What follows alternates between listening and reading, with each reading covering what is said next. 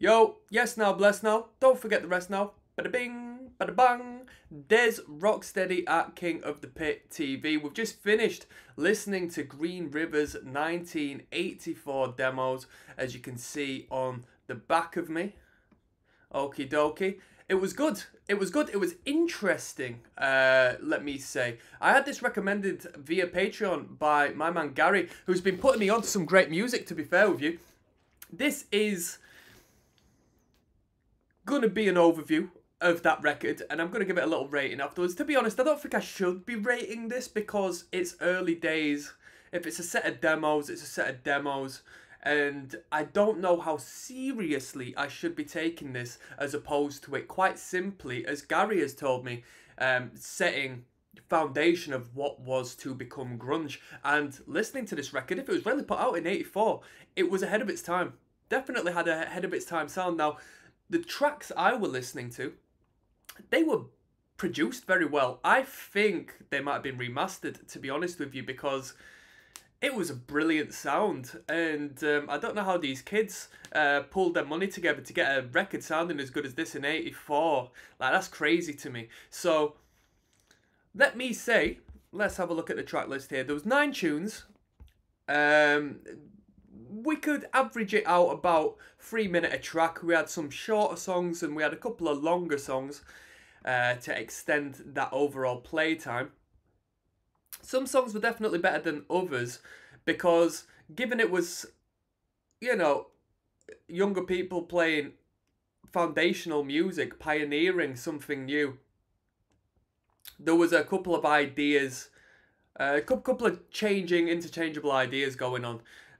You know, it wasn't uniform, direct sound from start to finish. I mean, the overt distortion, the vocal line, the way the band sort of put music together and had a sound, yeah, there was one. But, you know, some songs were a bit faster, some were a bit looser, some were a bit tighter, some were a bit slower. So it depended on what your flavour was, alright? Such as when it comes to Nirvana, you know, and the punk rock element of Nirvana, some of their songs were a little bit cleaner than others. Some of their songs were a little bit more frantic than others. Some of them were a bit more, some of them were written in a particular manner. You know where I'm coming from? So this band at its base seemed to be like a bit of a hardcore punk band.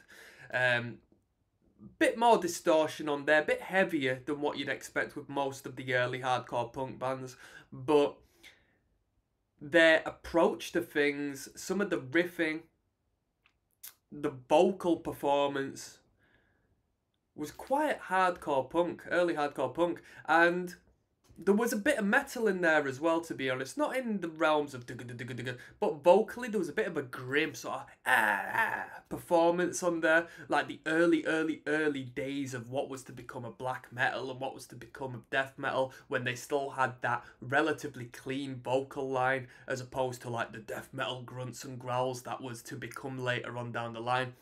Vocally, it was a little bit like what I heard with the Germs. Darby Crash, I think he was called.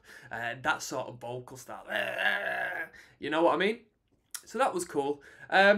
Yeah, very heavy record, well produced. The bassist was very flamboyant in his playing, didn't mess around, noodled around everywhere. Sometimes to a detriment of the band, I would say, but very creative as an artist. Riff-wise, we were playing loose on the guitar because we could play loose on the guitar. The guitarist obviously was quite efficient at what he was doing, very comfortable enough to the degree where he could noodle about a little bit, make a bit of a racket, and still have the band come together as one throughout that. The drummer was okay. The drummer didn't really sell the band. You know what I mean? Just sort of like a mid-tier, you know, drummer who did the job, I would say. Nothing too ridiculous. The vocal line, lyrically speaking, I didn't follow it too much. I caught a few lines here and there. You know, I'm never going to take... I assume these are young kids. I'm not going to take the lyrical content too seriously. It's not going to appeal to me. And if anything, I'd be shocked if it appealed to me. You know what I mean? I wouldn't like to be on the same wavelength as the lyrical content of some young kids. Like, I want to be past that. So I have a bit of a bias, a bit of a wall placed up as far as that's concerned. Now, vocally, there was a broad spectrum of performance. Generally speaking, it was quite good. A couple of bits in between wasn't so good. And I'm just going to leave that at that. Rating wise, I'm not even going to rate it, people, because I don't think this is a project that needs rating. But it's interesting to hear something so niche and hidden away, which is so foundational for what was to come later on. It definitely sounded ahead of its time in '84. This was an ahead of its time sound. Not because it sounded incredibly, like, modern. It didn't. It sounded like hardcore punk. But the project itself sounded like a, you know, a garage act, a local band that was getting on its feet in this day and age, that's playing down at your local in support of, you know, some touring European band or something along the lines. You know, I've heard bands that may sound along the lines of this in this modern day and age, but these dudes were doing it decades beforehand. So that's cool to me, you know. And with that, I'm going to sign out, people. One love.